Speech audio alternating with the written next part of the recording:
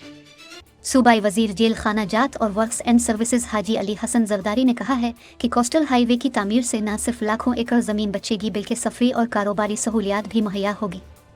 Coastal highway की तामीर का काम शुरू होने की खुशी में सूबाई वजीर जेल खाना जात और works and services Haji Ali Hasan Zardari को रईस सोहराब हदिया बलोच की तरफ से शानदार इस्तकबालिया दिया गया, जिसमें पीपल्स पार्टी के रहनुमाओं और शहर के मुअज़्ज़िज़ीन ने बड़ी तादाद में शिरकत की। इस्तकबालिया में सूबाई वजीर का शानदार इस्तकबाल किया गया।